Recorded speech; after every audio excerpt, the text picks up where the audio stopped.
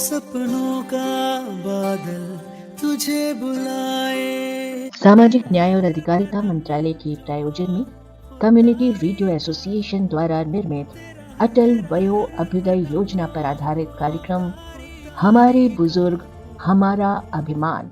तेरा हर कदम जो खुददारी का हो। कहते हैं बुजुर्गों की दुआ में असर बहुत है।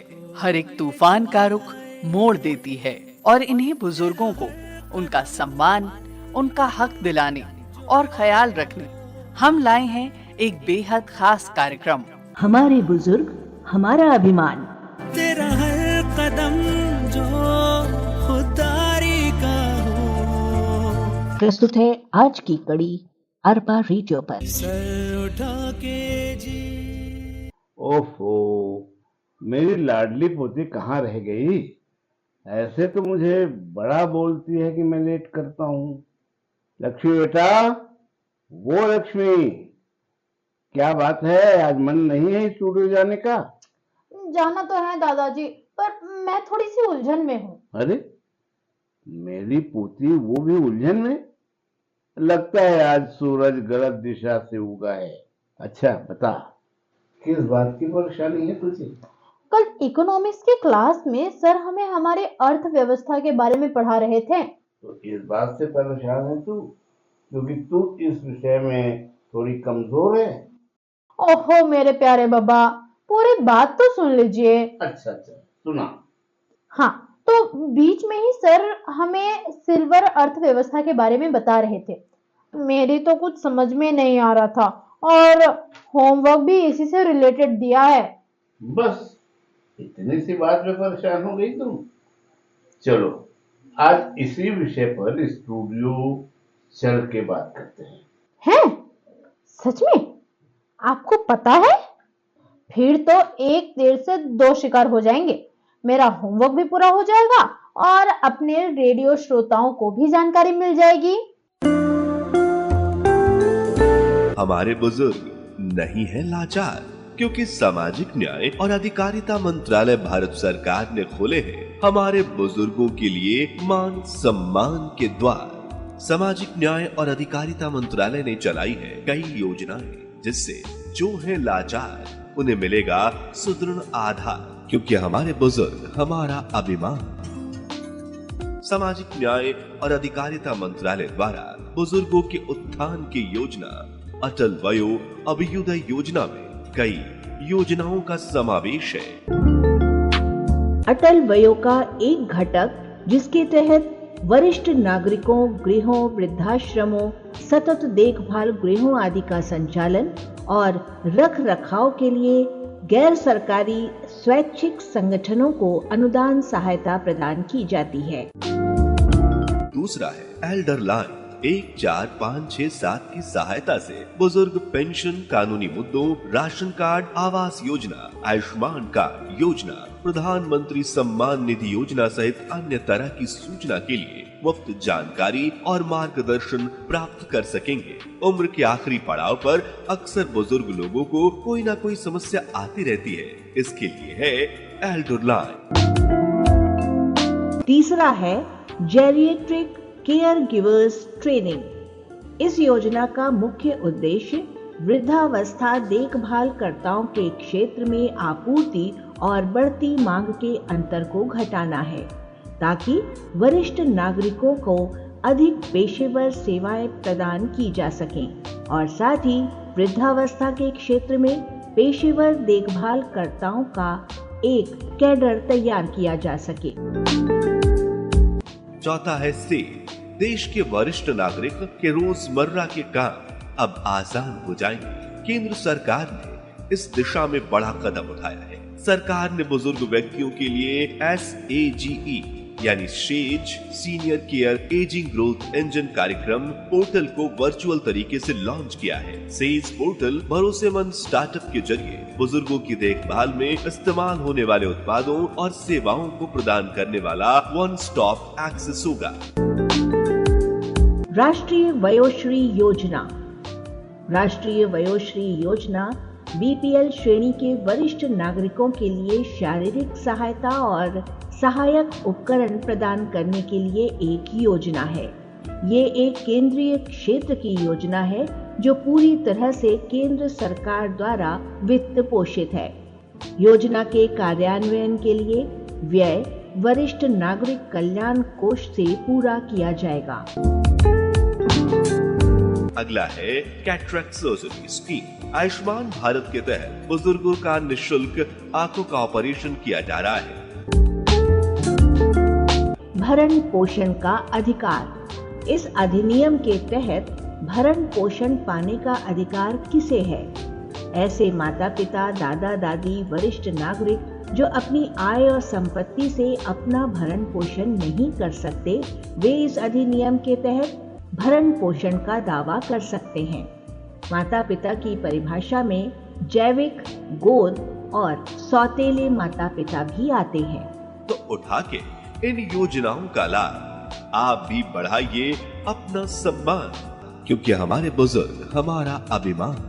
सामाजिक न्याय और अधिकारिता मंत्रालय के सौजन्य से CRA द्वारा निर्मित और प्रसारित। स्वागत है हमारे सभी श्रोताओं का। मैं आपका भरत दादा और मेरे साथ है मेरी प्यारी पोती लक्ष्मी, और हम एक बार फिर से हाजिर हैं लेकर कार्यक्रम हमारे बुजुर्ग हमारा अभिमान। ये कार्यक्रम भारत सरकार के सामाजिक न्याय और अधिकारिता मंत्रालय व सामुदायिक रेडियो संगठन द्वारा बुजुर्गों के सम्मान और उनके कल्याण के उद्देश्य से चलाया जाता है। हाँ, तो बाबा अब बताइए कि ये सिल्वर इकोनॉमी यानी कि रजत अर्थव्यवस्था क्या है? भारत सरकार के सामाजिक अधिकारिता मंत्रालय द्वारा चलाई जा रही अटल वयो अभ्युदय योजना बुजुर्गों के आत्मसम्मान और उनके जीवन में सम्मानजनक बदलाव लाने के लिए एक महत्वपूर्ण पहल है, और इसमें वृद्धावस्था के दौरान उनकी भलाई, सुरक्षा और आत्मनिर्भरता को बढ़ावा देना, इसमें बुजुर्गों को विभिन्न प्रकार की सुविधाएं सेवाएं प्रदान की जाती है, और इसी में से एक है रजत अर्थव्यवस्था। इसके साथ ही मंत्रालय ने एक पहल SAGE यानी सेज चलाई है। सेज यानी कि ऋषि साधु जो अनुभवी होते हैं, जो हमें सही रास्ता दिखा सकते हैं, जैसे कि हमारे बुजुर्ग। सेज यानी कि senior care ageing growth engine है ना? इसके पहल में सरकार ऐसे उद्यमियों की मदद करती है जो बुजुर्गों की जरूरत का सामान बनाते हैं या उससे जुड़ा कोई स्टार्टअप करते हैं। तो ऐसे उद्यमियों को सरकार 1 करोड़ तक की राशि देगी। हाँ, ये तो हमने पहले भी अपने बुजुर्ग साथियों को बताया है, मगर ये सिल्वर इकोनॉमी कोई नया मोबाइल ऐप है क्या?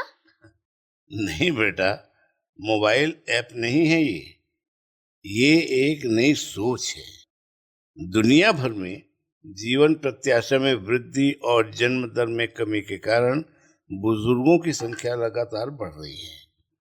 भारत जैसे विकसित देश में भी बुजुर्गों की संख्या में वृद्धि हो रही है, और बुजुर्गों के स्वास्थ्य, सुरक्षा और सामाजिक कल्याण से जुड़ी जरूरतें बढ़ रही हैं। इस वृद्धि को देखते हुए रजत अर्थव्यवस्था को प्रमुख आर्थिक क्षेत्र के रूप में पहचाना जाता है। मतलब हमारे बुजुर्गों के लिए क्या खास है इसमें?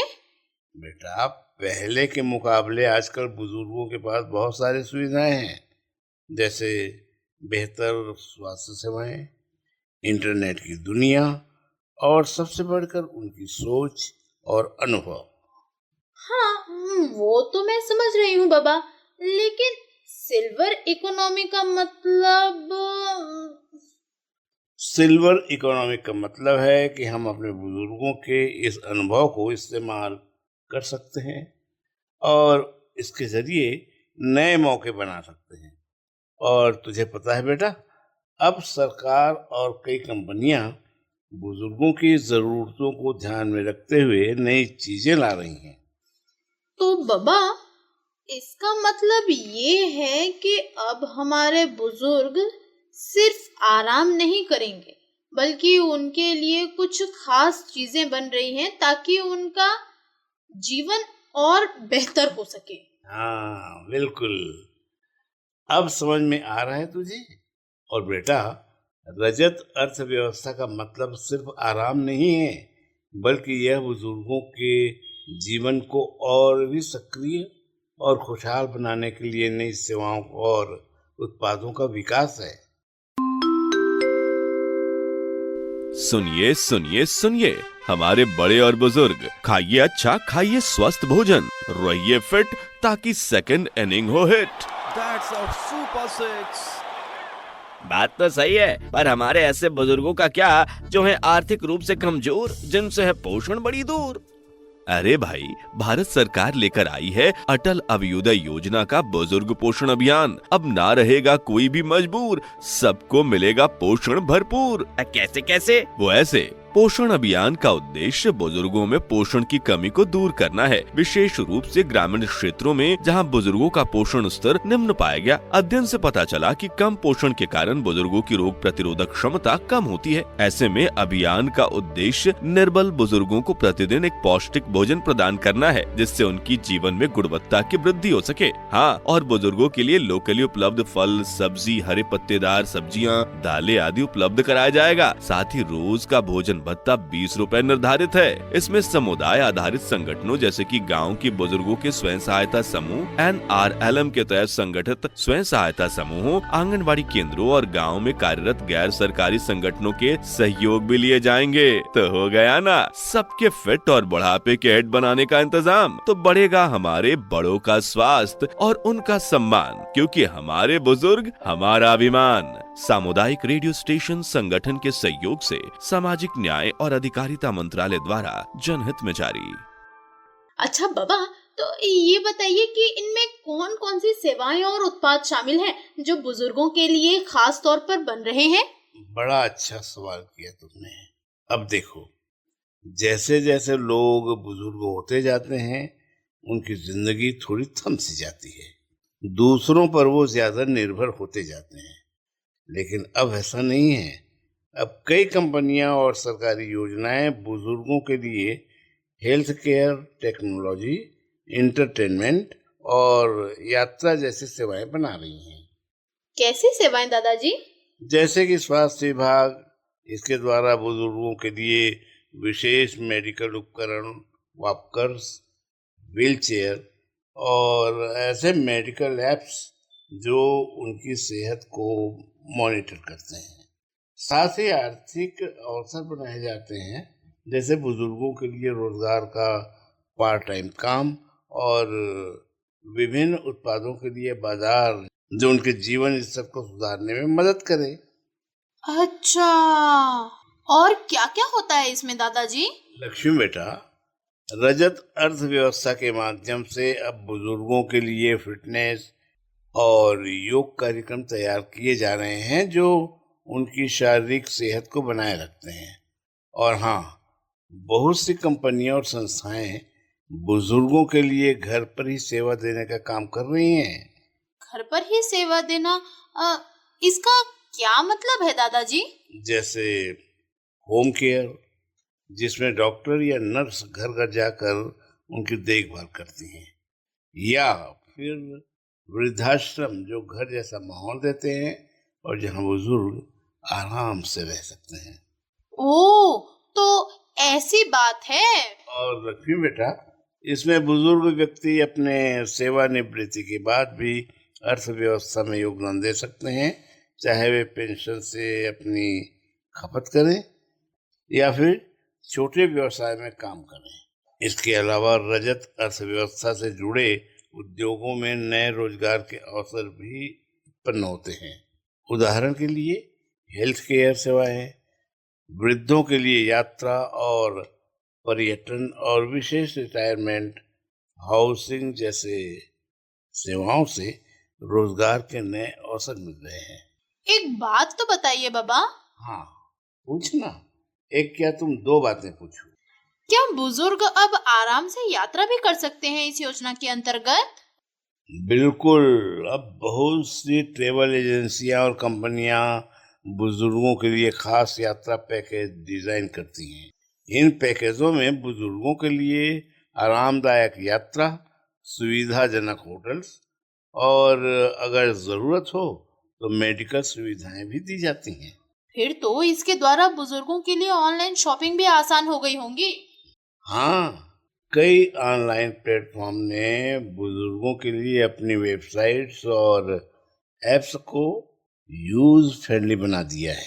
ऐसे एप्स पर बुजुर्ग आसानी से अपनी पसंद की चीजें मंगवा सकते हैं और इसमें 24/7 कस्टमर सपोर्ट भी रहता है, ताकि अगर किसी को मदद की जरूरत हो तो वह तुरंत पा सके।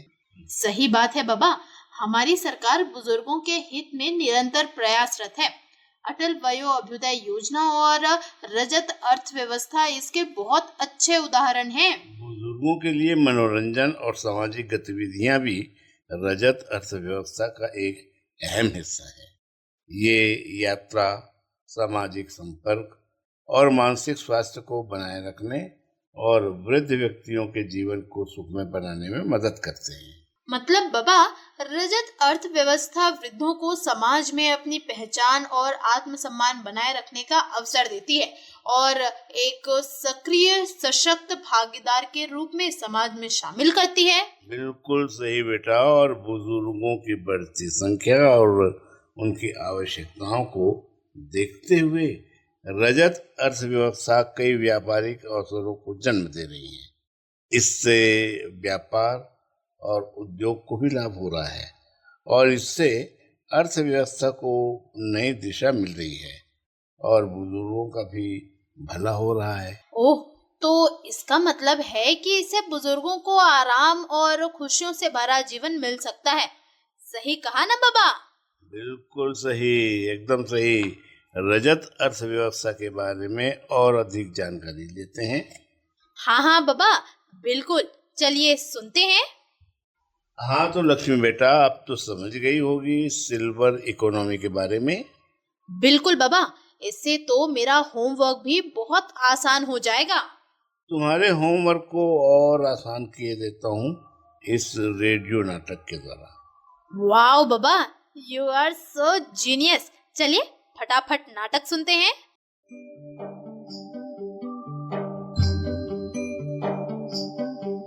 नमस्कार दोस्तों, आज हम एक ऐसे विषय पर चर्चा करेंगे जो हमारे बुजुर्गों के लिए उनके बुढ़ापे में वरदान जैसा है। वो है रजत अर्थव्यवस्था।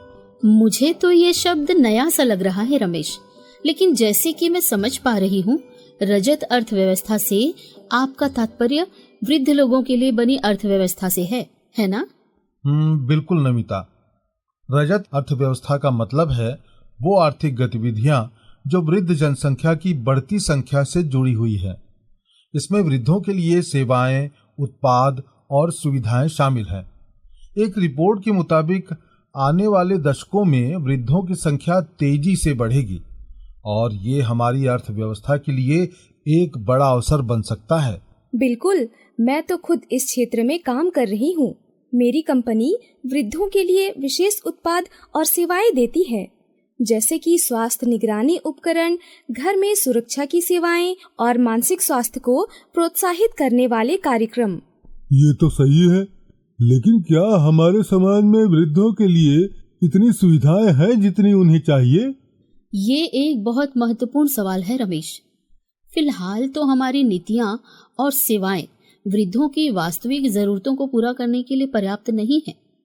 हमें एक समग्र दृष्टिकोण की जरूरत है, जिसमें बुजुर्गों के लिए स्वास्थ्य, सुरक्षा और सामाजिक सहभागिता के साथ साथ आर्थिक अवसर भी प्रदान किए जाएं। सही कहा आपने नमिता। अगर हम रजत अर्थव्यवस्था को सही तरीके से समझें तो ये हमारे समाज के लिए बहुत फायदेमंद हो सकता है। इसमें वृद्धों के लिए ही नहीं बल्कि ये उद्योगों को भी एक नया आयाम देगा। उदाहरण के लिए हेल्थ केयर, आवास, यात्रा और यहाँ तक कि वृद्धों के लिए टेक्नोलॉजी के डिवाइसें भी विकसित हो सकती हैं। और यदि हम वृद्धों को सशक्त बनाएंगे तो वे अपने जीवन में खुशहाल और सक्रिय रहेंगे। और ये समाज की समृद्धि में भी योगदान देगा। मैं मानती हूँ कि रजत अर्थव्यवस्था एक सुनहरा अवसर है। बिल्कुल सारिका, हमें इसे समझने और अपनाने के लिए एकजुट होना होगा। यही समय है कि हम अपने वृद्ध नागरिकों के लिए एक बेहतर भविष्य तैयार करें। ठीक कहा आपने नमिता। इस दिशा में काम करके हम रजत अर्थव्यवस्था के लाभ का पूरा फायदा उठा सकते हैं। और यही हमारी जिम्मेदारी भी है। ये रेडियो नाटिका सुनकर ऐसा लग रहा है कि 60 साल के बाद मुझे भी खुद को सक्रिय बनाए रखने के लिए कुछ सीख लेना चाहिए। राइट बाबा, 60-65 साल के बाद जब व्यक्ति नौकरी से सेवानिवृत्त होते हैं तो उनकी बरसों से चल रही एक सक्रिय दिनचर्या में अचानक से एक खालीपन आ जाता है। बहुत से लोग इसको स्वीकार नहीं कर पाते हैं। किसी न किसी रूप में खुद को सक्रिय बनाए रखने के लिए कुछ लोग गायन, बागवानी जैसे कामों से अपने आप को जोड़ लेते हैं। सही बात। यदि शरीर सक्रिय नहीं रहता तो सुस्ती आने लगती है और मन होता है दिन भर बिस्तर पर पड़े रहो, और फिर दिमाग भी सुस्त होने लगता है। कहा जाता है अपने न्यूरॉन्स को एक्टिव बनाए रखने के लिए, ज्यादा समय तक जिंदा रहने के लिए भी शरीर की सक्रियता जरूरी है, वरना हर दिन अलग अलग डॉक्टर के पास भागना पड़ेगा। चलिए कुछ बुजुर्गों से मिलते हैं। श्रोताओं, हमारे बीच एक बुजुर्ग हैं, आइए बात करते हैं। क्या नाम है आपका? मेरा नाम है छोटे लाल देवांगन। कितनी उम्र हो गई आपकी छोटे लाल जी? मेरा 73.5 वर्ष। अच्छा, 73.5 वर्ष के हैं। क्या करते थे आप? आपका क्या बिजनेस था या सर्विस थी? सर्विस नहीं था, बिजनेस भी नहीं था वैसा। मैं पहले खेती बाड़ी करता था। अच्छा। के बाद थोड़ा बीच में अपने जानवरों का बाछा लेकर कुछ बेचता था। अच्छा। उसी बाजार में देहात ले करके। अब जो है घर में बाड़ी है, बीबी है मेरा। अच्छा। उसके तो दोनों जने अपने बाड़ी काम करते हैं, साग भाजी का। और बच्चे कितने हैं आपके? बच्चे मेरा 2 लड़का 1 लड़की है। अच्छा, तो बच्चे अभी साथ में है या बाहर हैं? एक कोरबा में रहता है और एक अड़भार में साथ में रहता हूँ उसका, मैं छोटे बच्चे लड़के के पास। और छोटा लड़का क्या करता है? वो नगर पंचायत में प्लम्बर की पोस्ट में है। अच्छा। और आप इस उम्र में भी अपने काम, घर के काम अपने खुद से करते हैं? हाँ सर, मैं खुद करता हूँ काम, बाड़ी बकरी का। मेरे घर वाली है, उसका नाम गंगा, वही देवांगा। अच्छा। दोनों साथ रह के काम करते हैं। हाँ। और 3 ठो गाय रखा हूँ। अच्छा। उसका पालन पोषण कर रहा हूँ और दूध दुहकर सुबह टाइम दे देता हूँ 2-3 जने को, 1.5-2 लीटर। साइकिल चला लेता हूँ बढ़िया। साइकिल भी चला लेते हैं। और स्वास्थ्य कैसा है आपका? ठीक है सर, मेरा स्वास्थ्य तो अभी। अच्छा देवांगन जी, आपके और शौक क्या है? ये तो आपने अपने कामों के बारे में बताया है ना, अपने बच्चों के काम, अपने काम के बारे में बताया। आप तो मेरा बस उतना थे सर, मैं गाय पालन करता हूँ और पाल रहा हूँ भी, और वही मेरा बेड़ा पार है, समझ जाइए आप। अच्छा। नहीं, कई लोगों का शौक रहता है कि कुछ गाना बजाना, कीर्तन भजन का भी शौक रहता है, किसी को घूमने का शौक रहता है। तो ऐसा कोई शौक है आपको? क्या करते हैं? घूमने के शौक नहीं है सर, कीर्तन जानता नहीं, बजाना कुछ नहीं जानता। अच्छा। बस उतना करता हूँ, गाय 3 ठो पाला हूँ, उसी का रक्षा करता हूँ। अच्छा। मेरा गैया है, जो ऐसा गैया है मैं बाहर छोड़ देता हूँ ना, फ्री। जहाँ भी जाता हूँ उस गैया को मैं पकड़ लेता हूँ, बुलाने से आ जाती है वो। अच्छा, गौ सेवा में आपका दिन बीतता है और वही आपका शौक भी है? वही शौक है मेरा। अब तक मेरा शरीर ऐसे स्वस्थ है, कोई बीमारी नहीं है मेरे को। अच्छा। शुगर, बीपी वगैरह कुछ नहीं है। बहुत अच्छी बात है, हम ऐसी कामना करते हैं आप इसी तरह से हमेशा स्वस्थ रहें। और आपका राशन कार्ड वगैरह बन गया है? बन गया है सर। और कोई शासकीय योजना का लाभ वगैरह मिल रहा है आपको? नहीं मिल रहा है सर, वो वृद्धा पेंशन मिलता है बस। वृद्धा पेंशन मिलता है? हाँ, 500 रुपये महीना। अच्छा। और नहीं दे रहे हैं, अभी रोक दिए हैं। अच्छा।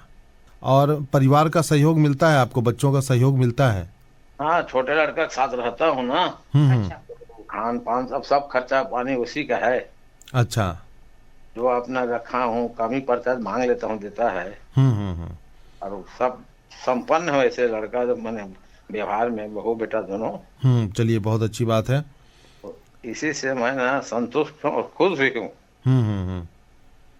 यही खुशी है, अपनी बच्चे अपने पैर में खड़े हो जाएं और परिवार का सबका ध्यान रखें, यही तो खुशी है और यही संतोष है। एक नाती है, छोटे लड़का का लड़का जी, वो अभी कॉलेज कर रहा है, फर्स्ट कॉलेज है उसका। और प्राइवेट डॉक्टर के पास डॉक्टरी भी सीख रहा है। अच्छा। और इधर उधर घूमने का टाइम नहीं दे रहा हूँ उसको उतना, क्योंकि अभी काम करने का। और मैं सर वो अभी 24 नवंबर 2024 नवंबर को उसका मैंने 18 साल हुआ है, 24 नवंबर में। अच्छा। नतनी ने वो 28 दिसंबर 2024 को उसका 13 साल हुआ है। वो 9वीं पढ़ रही, 8वीं में, और लड़का कॉलेज और डॉक्टरी भी सीख रहा है।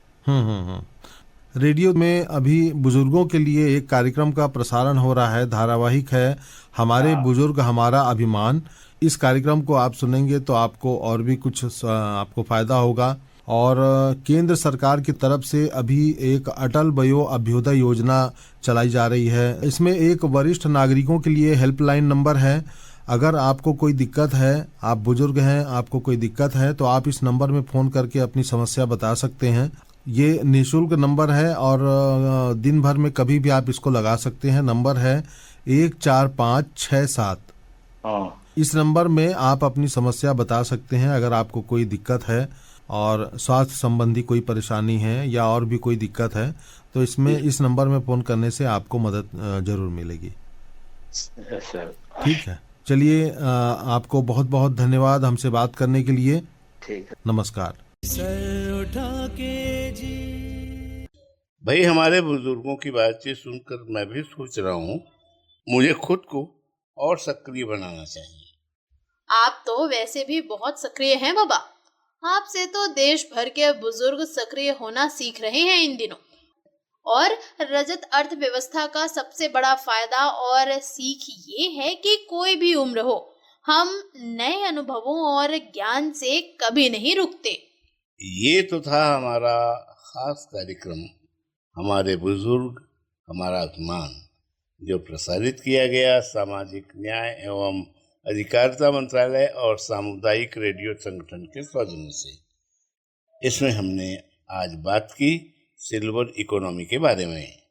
आने वाले कार्यक्रमों में भी हम बुजुर्गों की कल्याणकारी योजनाओं के बारे में आपके साथ बात करते रहेंगे। फिलहाल वक्त हो चला है कार्यक्रम के समापन का। मुझे लक्ष्मी और मुझे भरत को इजाजत दीजिए। नमस्कार। श्रोताओं, अभी आपने सुना कार्यक्रम हमारे बुजुर्ग हमारा अभिमान की 17वीं कड़ी, जिसका विषय था रजत अर्थव्यवस्था। इस कार्यक्रम में रेडियो नाटक में आपने सुना रमेश को रमाशंकर की आवाज में, नमिता को स्वर दिया जया शुक्ला ने और सारिका को आवाज दी खुशबू ने। लक्ष्मी की भूमिका निभाई मातृका ने और हमारे भरत दद्दू थे हरीश चंद्र वाद्यकार।